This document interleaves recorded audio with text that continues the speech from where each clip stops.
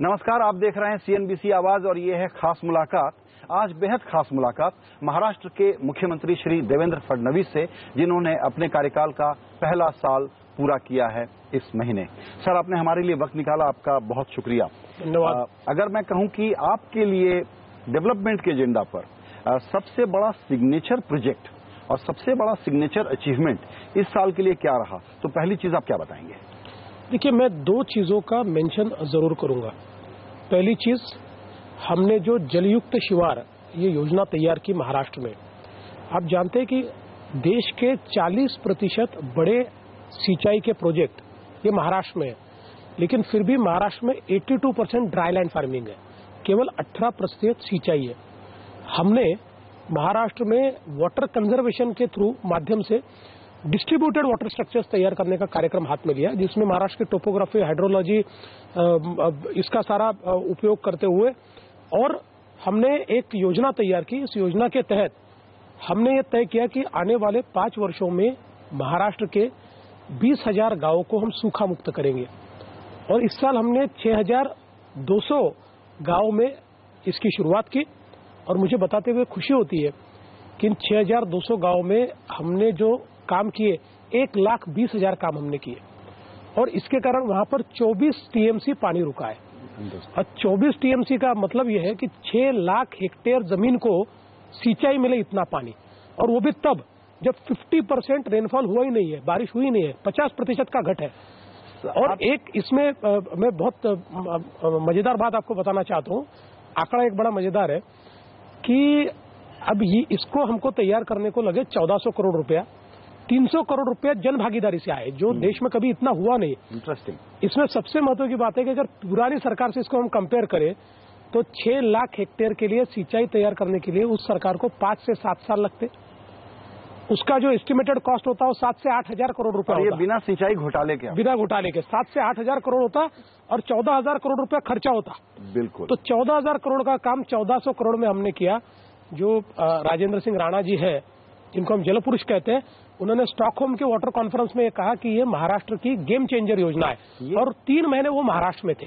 वाह। और दूसरा मैं मतलब ये बताना चाहता हूँ कि जैसे एक ये अचीवमेंट है, वैसे दूसरी अचीवमेंट मुझे लगती है कि जो महाराष्ट्र में इन्वेस्टमेंट हो रहा है, खासकर मैं उल्लेख करना चाहूंगा फॉक्सकॉन का, क्योंकि फॉक्सकॉन एक ऐसी कंपनी है। मैं चीन गया और उनके इंडस्ट्री में गया तो उनके एक प्लांट में 5 लाख लोग काम करते हैं। और आज हमारे देश में सबसे ज्यादा आवश्यकता क्या है, तो इलेक्ट्रॉनिक्स तो तैयार करने की, हार्डवेयर तैयार करने की, क्योंकि 2030 तक हमारा हार्डवेयर का इंपोर्ट ये ऑयल से ज्यादा हो जाएगा। हम तैयारी नहीं करते, और इसलिए फॉक्सकॉन जब चीन से बाहर निकलेगा ऐसा ध्यान में आया तो कई देश और कई राज्य उनके पीछे लगे थे, लेकिन हम उनको कन्विंस कर पाए और 35,000 करोड़ रुपए की इन्वेस्टमेंट महाराष्ट्र में करने का उन्होंने तय किया। उसका एमओयू हमारे साथ में किया, और इतना ही नहीं तो अभी वो इमीडिएट एक फैसिलिटी तैयार करके मार्च तक कुछ प्रोडक्शन करना चाहते हैं, किराए से जगह लेकर भी वो करना चाहते हैं, और फिर इन बिटवीन अपनी फैसिलिटी को तैयार करना चाहते हैं। आप बहुत इंपॉर्टेंट बात बता रहे हैं कि मार्च 2016 से वो प्रोडक्शन शुरू करना चाहते हैं, भले ही जमीन किराए पर लेनी पड़े। बिल्कुल। उन्होंने क्या बनाएंगे वो? उन्होंने मानसिकता यहाँ पर जाहिर की है कि इलेक्ट्रॉनिक इक्विपमेंट जिसमें मोबाइल फोन होंगे, टीएफटी होंगी, ये वो सारा करना चाहते हैं। तो उनका कहना है कि हम रुके क्यों, तो जब तक प्रोडक्शन नहीं होता तब तक हम असेंबलिंग शुरू करेंगे यहाँ पर, और जल्दी ही अपने प्रोडक्शन की फैसिलिटी भी शुरू करेंगे। देखिए, मैं बताऊं, सबसे बड़ा जॉब देने वाला काम जो है, ये आप बिल्कुल ठीक कह रहे हैं, फॉक्सकॉन ऐसा एक गेम चेंजिंग प्रोजेक्ट है कि अगर ये कामयाब हो गया तो मैन्युफैक्चरिंग और जॉब की कहानी बदलेगी देश में। बात यही है कि कितनी तेजी से करेंगे और कैसे जॉब क्रिएट होंगे। तो आपकी तरफ से परमिशन, आपकी तरफ से जमीन, यही सब राज्यों की सबसे दुख भरी कहानी भी है। देखिए, हमने इसको इतना फास्ट ट्रैक पर लिया, और मुझे ऐसा लगता है कि हम कई बार मिले, उनको हमने जगह दिखाई, जमीन दिखाई, हमारी कैपेबिलिटीज दिखाई, बहुत विस्तृत उनसे चर्चा हुई, और हमने कभी भी ये मीडिया के सामने नहीं आने दिया, क्योंकि हम ये चाहते थे कि एक सीरियस इन्वेस्टर को हम सीरियसली डील करें। और उसके बाद जब अभी तक नहीं आने दिया, इसलिए और डिटेल बताइए इसके बारे में, कैसे प्रोजेक्ट का और इम्प्लीमेंटेशन। देखिए, मुझे ऐसा लगता है कि हमने जब वो यहाँ पर आए तो हमने उनको कहाँ कहाँ वो ये कर सकते हैं ये सारी चीजें दिखाई। उसके बाद हमने उनको ये दिखाया कि यहाँ पर कैपेबिलिटीज क्या है। पहले उनको ऐसा लगता था कि केवल टैलेंट बंगलोर में है, हमने उनको IIT मुंबई का विजिट करवाया और उसको देखने के बाद उनके ध्यान में आया कि टैलेंट यहाँ पर भी है। पूना का दिखाया, मुंबई का दिखाया, अपने यहाँ पर जो इन्वेस्टमेंट हुआ है वो दिखाया, हमारे पास जो जमीनें हैं वो दिखाई, उनको जो आवश्यकताएं थी कि एयरपोर्ट के पास जमीन मिले वो जमीनें उनको हमने दिखाई। तो ये सारी चीजें देखने के बाद, और बाकी कुछ चीजें पर्दे के पीछे भी होती है कन्विंस करने के लिए, तो वो भी हमने उनको एक सेंस ऑफ कॉन्फिडेंस तैयार करना पड़ता है पर्दे के पीछे। वो हमने सेंस ऑफ कॉन्फिडेंस उन्होंने तैयार किया और उन्होंने तुरंत हाँ करी। इंटरेस्टिंग। मैं जलयुक्त शिवार वाले पे वापस जाऊंगा, क्योंकि आपने इतनी तेजी से ये काम किया, इसके बारे में भी लोगों को कम जानकारी है, और इसमें एक आइडिया आपने जरूर सोचा होगा उसके बारे में कि इन सारे लोकेशंस को अगर आप जीपीएस से जोड़ दें, कब कितना पानी कहाँ किसकी जरूरत, तो आप तो कमाल कर सकते हैं, और ये तो बड़ा आसान काम है। देखिए, आपने बहुत अच्छी बात कही और हमने कर दिया। हमने जितने स्ट्रक्चर तैयार हुए इसमें हमने ये कानून ही बना दिया, रियल टाइम मालूम कि होगा हर स्ट्रक्चर जो है ये जियो टैगिंग उसको करना है, तो उसके डिजिटल फोटोग्राफ्स लेकर उसके जियो टैगिंग अभी हम कर चुके हैं, और ये सारा होने के बाद हमको रियल टाइम उसके ऊपर हम वॉच रख पाएंगे। अभी 100% रियल टाइम नहीं हुआ है, लेकिन जैसे जियो टैगिंग हो जाएगा, लैटिट्यूड लॉन्जिट्यूड से डिजिटल फोटोग्राफ जियो टैग हो जाएगा, तो आज हम कहीं पर भी जब क्लिक करते हैं तो पहले उसकी गूगल इमेज आती है रियल, उसके बाद वहां 3 फोटोग्राफ्स आते हैं, पहला काम होने से पहले, दूसरा काम करते समय, और तीसरा काम होने के बाद की स्थिति क्या है, बहुत बढ़िया, ये आती है। तो यही हम प्रयास कर रहे हैं। अभी ये 6200 गांव का काम हम मार्च तक पूरा करेंगे। नवंबर से ये हम और नए 5000 गांव ले रहे हैं, तो ऐसे 5 साल में 20,000 गांवों में अगर हम ये काम कर पाए, क्योंकि महाराष्ट्र की अगर हम टोटल परिस्थिति देखें, यहाँ की टोपोग्राफी, जियोलॉजी, हाइड्रोलॉजी, तीनों चीजों का अभ्यास करें, तो यहाँ पर प्रवाही सिंचन एक लिमिट तक हम कर सकते हैं। यहाँ पर आप जलसंधारण के माध्यम से, वाटर कंजर्वेशन के माध्यम से ही काम कर सकते हैं, जिसमें पैसा भी कम लगता है, और जो जन भागीदारी इसमें मिल रही है मुझे वो बहुत इंपॉर्टेंट लगती है। एग्जैक्टली।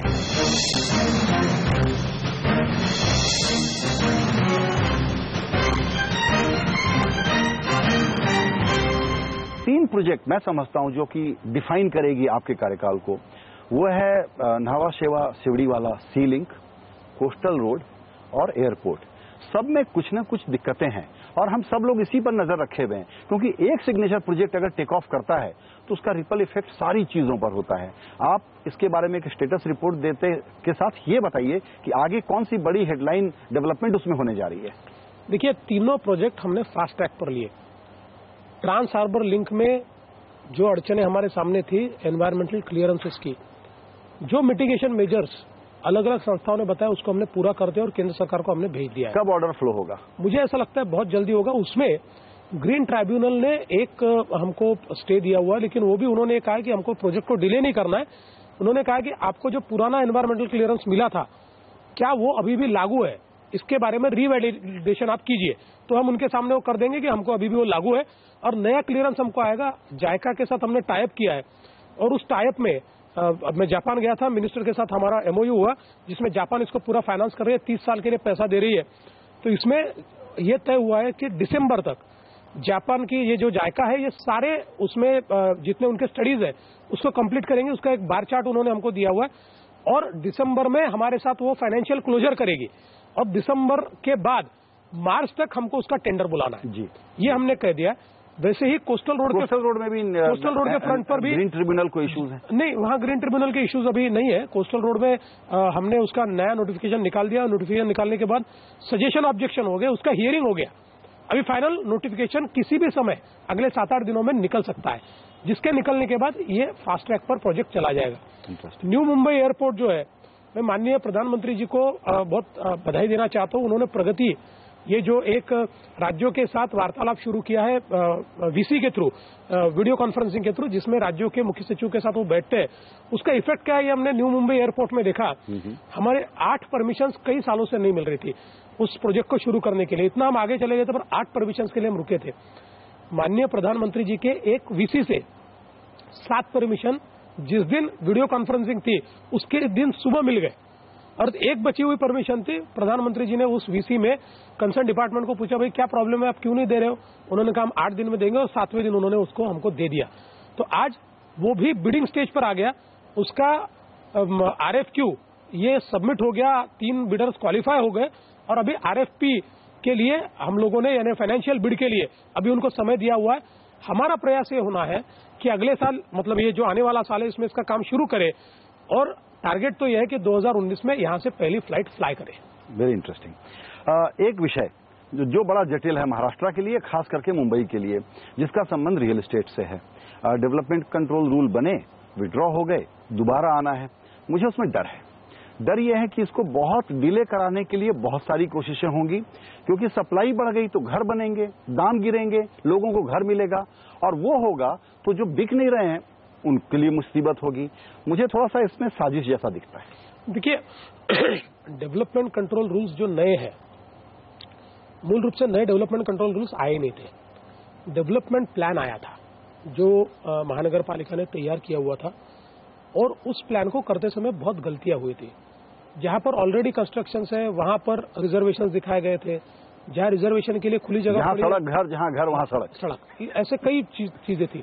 इसलिए हमने महानगर पालिका को निर्देशित किया है कि आप उसको रेक्टिफाई कीजिए और रिपब्लिश कीजिए। कब तक? वो काम बड़ा तेजी से हो रहा है, और मेरे हिसाब से आने वाले साल में वो निश्चित रूप से आने वाले 6 महीने में रिपब्लिश हो जाएगा। लेकिन तब तक काम हमने रुकने नहीं दिया है। पुराना डेवलपमेंट प्लान आज भी लागू है, पुराने डेवलपमेंट का डीसीआर भी लागू है, केवल हमने स्ट्रिंजेंट ऑफ द 2 कर दिया है। स्ट्रिंजेंट ऑफ द 2 में इस डेवलपमेंट प्लान का जो स्ट्रिंजेंट रिजर्वेशन है उसको हमने लागू रखा है, ताकि कोई उसको मिसयूज न कर पाए। तो एक 10% केसेस ऐसे है कि जिसमें अड़चने आ रही है, 90% केसेस में कोई अड़चन नहीं है, और हाउसिंग स्टॉक मुंबई और एमएमआर का बढ़ना चाहिए। इस दृष्टि से हम नई पॉलिसी ला रहे हैं। आने वाले 15-20 दिनों में वो हमारी पॉलिसी आएगी, जिसको हमने सेंट्रल की जो पॉलिसी है हाउसिंग फॉर ऑल बाय 2022 इसके साथ अलाइन किया है, और 11 लाख अफोर्डेबल घर ये मुंबई में बने, ये हमारा प्रयास है। तो अफोर्डेबल घर बनाने के लिए जो इंफ्रास्ट्रक्चर सेक्टर का दर्जा चाहिए, या लोन की सीमा बढ़ा दी जाए घरों के लिए, ये दूसरी चीज है। और तीसरी सबसे बड़ी चीज है लोकल बॉडी की परमिशन का सबसे बड़ा मसला। इस कॉबवेब को, इस मकड़जाल को आप कैसे तोड़ेंगे? आपने बिल्कुल सही बात कही। आज देखिए, पैसा ये प्रॉब्लम ही नहीं है, प्रॉब्लम है परमिशंस। क्योंकि मैंने अक्सर देखा है कि जिस प्रोजेक्ट को क्लियरेंस मिलता है, जो क्लियर प्रोजेक्ट है, उसमें मल्टीनेशनल एजेंसीज बड़े पैमाने पर निवेश करने के लिए तैयार है। कई पेंशन फंड्स हमारे पास आए जो $2-2 बिलियन ये मुंबई में हाउसिंग में और अफोर्डेबल हाउसिंग में इन्वेस्ट करने को तैयार है। उनका कहना इतना ही है कि आपकी परमिशन के रेजिम को आप फास्ट कीजिए। अभी हमने मुंबई महानगर पालिका को बताया, मुंबई महानगर पालिका ने एक कंसल्टेंट अपॉइंट करके एक नया रेजिम तैयार किया है, जिसको वो अभी रोल आउट करेंगे, और जिसमें बहुत प्रेडिक्टेबल और बहुत फास्ट सारे कंप्लायंसेस होंगे। और कंप्लायंसेस की संख्या उन्होंने करीब 60% कम की है। 40% जो बिल्कुल स्टैट्यूटरी इंपॉर्टेंट कंप्लायंसेस है, और उसकी समय सीमा तय कर दी है। तो उस मियाद में वो कंप्लायंसेस देने ही पड़ेंगे। यही हमने अभी जो एक कानून तैयार किया है, राइट टू सर्विस एक्ट, वो हमने सबको लागू किया है, और हर डिपार्टमेंट को ये कहा है कि इसके तहत आप नोटिफाई कीजिए कि आपके पास परमिशन के लिए आने के बाद आप कितने दिनों में परमिशन दोगे। और सारे डीसीआर जो है ये हम ऑनलाइन ला रहे हैं। तो हमने ह्यूमन इंटरवेंशन को समाप्त करने का प्रयास शुरू कर दिया है। मुंबई में सबसे पहले ये होगा, और बची हुई महानगर पालिकाओं में भी ये होगा।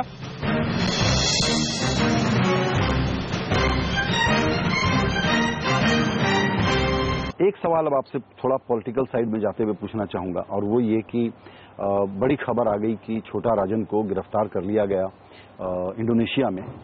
मेरी समझ ये है कि वो ऑस्ट्रेलिया की पहल पर गिरफ्तार हुए। अब हमको केंद्र सरकार और एजेंसियां बता रहे हैं कि हमारा भी कोऑर्डिनेशन और सूचनाएं उसमें थी। ज्यादातर केसेस जो हैं वो महाराष्ट्र से जुड़े हुए हैं। तो आपका इस पर क्या कहना है कि आगे हम इसमें क्या डेवलपमेंट होते हुए देखेंगे? क्या आप तुरंत कहेंगे कि उनको महाराष्ट्र पुलिस के हवाले किया जाए? देखिए, मूल रूप से मेरी जो जानकारी है, पिछले 1 महीने से केंद्र की सरकार इस मामले में टच में थी, और इसकी सारी कार्रवाइयां चल रही थी, क्योंकि कुछ इन्फॉर्मेशन हमारे यहाँ से भी गई थी। और हमारा पहला काम यह है कि केंद्र सरकार को उनके डिपोर्टेशन के लिए आवश्यक सारी जानकारियां जो मुंबई पुलिस के पास है, महाराष्ट्र पुलिस के पास है, वो हम मुहैया कराएं। तो पहले हमारे पास जितने उनके खिलाफ ऑफेंसेस है, उनके खिलाफ अलग अलग सबूत हमारे पास है, वो हम केंद्र सरकार को देंगे। और केंद्र सरकार से बाद में हम ये मांग भी करेंगे, क्योंकि ऑफेंसेस हमारे यहाँ रजिस्टर्ड है, तो उसकी इंक्वायरी करने के लिए उनको महाराष्ट्र को भी सौंपा जाए। तो मुझे ये लगता है कि निश्चित रूप से केंद्र सरकार वो करेगी, तो अभी कोऑर्डिनेशन में सबसे पहले केंद्र सरकार को सारी चीजें सौंपने का काम महाराष्ट्र की ओर से किया जाएगा। ये बड़ी घटना है और बहुत सुविचारित ढंग से इसको अंजाम दिया गया है। तो आने वाले दिनों में क्राइम और टेरर के फ्रंट पे और क्या एक्शन होता हुआ देखते हैं, क्योंकि ये this development is pregnant with other developments. बिल्कुल सही बात आपने कही है, और मुझे ऐसा लगता है कि ये एक बहुत इंपॉर्टेंट डेवलपमेंट है, जिससे एक क्राइम का नेक्सस हमारे हाथ में आएगा। लेकिन साथ ही में हमारा प्रयास ये भी होगा कि जो डी गैंग है उसके भी जो आला लोग हैं, इंक्लूडिंग डी दाऊद, इनको हम किस प्रकार से गिरफ्तार कर पाए, इसके लिए भी केंद्र सरकार प्रयासरत है। ये हम सभी जानते हैं कि उनको संरक्षण किसने दिया हुआ है, और बिल्कुल पाकिस्तान के आईएसआई के संरक्षण में आज वो वहां पर है। लेकिन मुझे विश्वास है, जिस प्रकार से कोऑर्डिनेटेड प्रयास केंद्र सरकार के द्वारा किया जा रहा है, इस गैंग के लोगों को निश्चित रूप से केंद्र सरकार पकड़ पाएगी। बिल्कुल। छोटा राजन के ऊपर पूरी कानूनी कार्रवाई होगी या उसको कुछ अप्रूवर वगैरह बनाने पर विचार किया जा सकता है?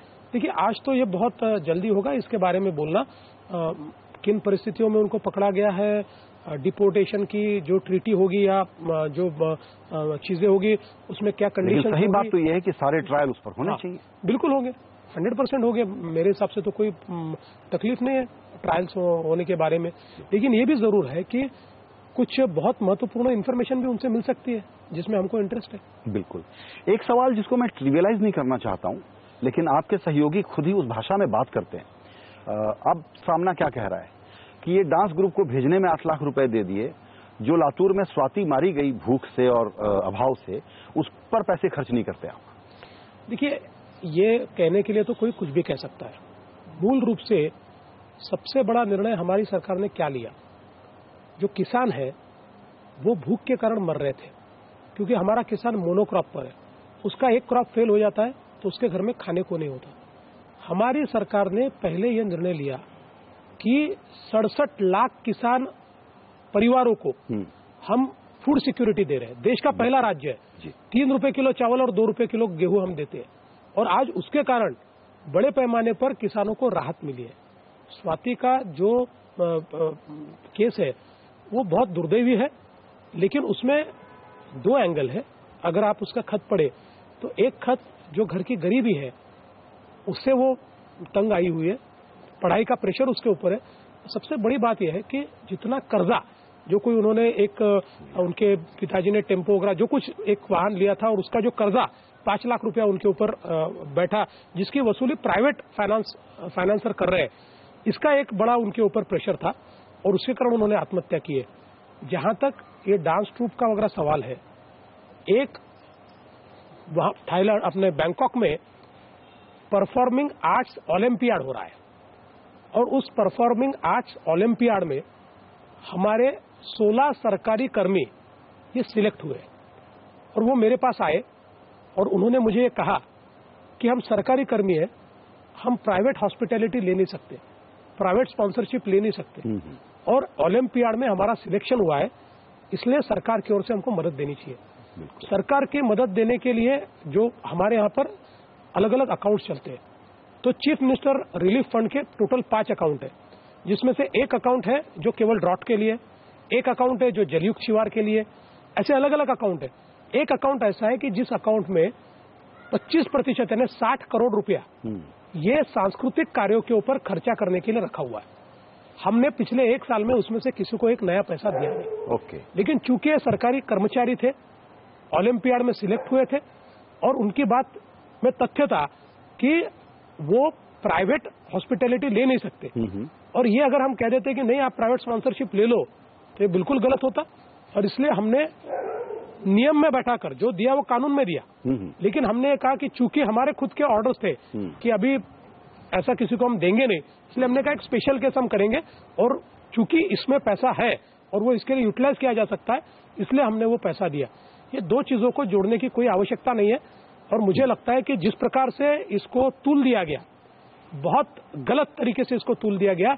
कहीं पर भी किसानों के ड्राउट के पैसे से, जलयुक्त शिवार के पैसे से, साहब लोगों का हमारा ऊपर विश्वास कितना है? बिल्कुल। इतना हमको टारगेट करने की कोशिश की, उसके बावजूद उसी दिन जिस दिन ये खबरें लोगों ने चलाई, 2 करोड़ रुपया लोगों ने हमको दिया। वाह, देखिए इसमें दिक्कत है, खबरें चला या उसको जिसको कहते हैं फ्यूल कौन दे रहा है? आपकी सरकार में शामिल आपके सहयोगी दल, आपके मित्र लगातार एक के बाद आलोचना कर रहे हैं, हमले कर रहे हैं और आपके लिए अलग अलग घटनाओं से स्याही वाही पोत करके मुश्किलें भी पैदा कर रहे हैं। मैं बताता हूं उसका कारण क्या है। उनका कहना है कि हमारे जो मंत्री हैं उनको लगता नहीं कि वो मंत्री हैं। देखिए, ऐसा तो लगने का कोई सवाल नहीं है। उनके मंत्रियों को पूरे अधिकार है, उनके मंत्रियों के कोई अधिकार हमने छीने नहीं है, उनके डिपार्टमेंट वो खुद चला रहे हैं। कहना है उनके सचिव चला रहे हैं जी, हमारा चलता नहीं वहां। नहीं, देखिए, अगर उनको ऐसा लगता है तो देखिए मैं ऐसा मानता नहीं। अगर कोई मंत्री ये कहे कि सचिव चलाता है तो या तो उसको संविधान पता नहीं है या वो कमजोर है। इस कारण संविधान में एग्जीक्यूटिव का दर्जा सचिव को नहीं है, एग्जीक्यूटिव का दर्जा मिनिस्टर को है। मिनिस्टर की साइन के बिना कोई निर्णय नहीं हो सकता। और इसलिए अगर कोई मिनिस्टर, हमारा भी या उनका भी, ये कहता है कि सचिव चला रहा है तो इसका मतलब वो मिनिस्टर या तो संविधान को नहीं जानता या कमजोर है, अपना डिपार्टमेंट समझ नहीं पाया। और पूरे तरीके से उनके मिनिस्टर्स को हमने, आज भी उनके मिनिस्टर्स की फाइल हमारे पास आती है, एक दिन रुकती नहीं है, कभी नहीं, क्योंकि मैं उनको मिनिस्टर मानता हूं, मेरी कैबिनेट का अंग मानता हूं, मैं कभी उनको अलग मानता नहीं हूं। अब ये बात अलग है कि उनकी पार्टी में कुछ बड़बोले लोग हैं और वो बड़बोले लोग बोलते रहते हैं, लेकिन हम उसके ऊपर कभी जवाब देते नहीं है। उद्धव जी अगर कोई बात बोले तो हम उसको अधिकृत समझते हैं और उसी के ऊपर हम बोलते हैं। एक और सवाल वो ये कि देखिए, शिवसेना के लोग कहते हैं कि हमको मंत्री जैसा महसूस नहीं होता, और आपके बीजेपी के कुछ मंत्री हैं जो समझते हैं कि वो चीफ मिनिस्टर है। नहीं जी, ऐसा कोई समझता नहीं है। सब ये जानते भी है और मानते भी है कि चीफ मिनिस्टर एक ही है और वो मैं हूँ, इसमें कोई प्रॉब्लम नहीं है। एक बात और है सर, प्रोटोकॉल के नाते बड़ा जरूरी है कि मोदी जी बारामती चले गए, जेटली जी भी बारामती चले गए, अब आपको भी जाकर के पवार साहब के साथ एक आयोजन करना चाहिए वहां। मैं तो मोदी जी के साथ गया था। वो तो मोदी जी का आयोजन था। हाँ। सवाल का मर्म आप समझ रहे हैं कि शिवसेना को कष्ट ये है कि एनसीपी से आपका कुछ चल रहा है और आप शिवसेना को डंप करने वाले हैं। नहीं जी, हमारा कोई ऐसा कोई विचार ही नहीं है। देखिए, मूल रूप से अपनी संस्कृति में जो हमारी विरोधी पार्टियां होती है उनको हम विरोधी मानते हैं, उनको दुश्मन नहीं मानते। ये हमारा एक संस्कार है और हमारे पॉलिटिक्स में भी ये हमने देखा है। और इसलिए एनसीपी हमारी विरोधी पार्टी है, शरद पवार हमारे विरोधी है, लेकिन हमारे दुश्मन नहीं है। तो कोई कार्यक्रम का आयोजन वो करते हैं तो उसमें अगर प्रधानमंत्री जाते हैं या उनके 75 साल पूरे हुए इसके आयोजन होते हैं, उसमें अगर हमारे फाइनेंस मिनिस्टर जाते हैं, तो हमारी राजनीतिक संस्कृति का भाग है। मुझे भी उनके, लेकिन फिर वो कहते हैं सिंचाई घोटाले की जांच में खाली दिखाने वाले काम हो रहे हैं। देखिए, वो तो बोलने के लिए कुछ भी बोल सकते हैं। ये तो हमारी ताकत थी कि हमने सिंचाई घोटाले की जांच अंजाम तक पहुंचाने का सारा काम शुरू कर दिया। अभी लोग जेल में जा रहे हैं, मिनिस्टर्स के ऊपर शिकंजा कच रहा है। दूसरे एक मामले में, महाराष्ट्र सदन के मामले में, एक मिनिस्टर के ऊपर, एक्स मिनिस्टर मतलब, उनके ऊपर सारे ऑफेंसेस दाखिल हो गए। तो ये कोई सवाल नहीं उठता जी। हमारे को, मुझे जिस दिन मैं मुख्यमंत्री बना, मुझे मोदी जी ने एक ही बात कही कि राजधर्म का पालन करो, और मैं वही करता हूं। देवेंद्र जी, आपने 1 साल का पूरा अपना कार्यकाल जो अभी तक चलाया है वो बहुत ही निर्विवाद और काफी डायनामिक ढंग से रहा है, लेकिन अब नतीजे तेजी से आए, इसी शुभकामना के साथ आपको बहुत बहुत धन्यवाद। Thank you.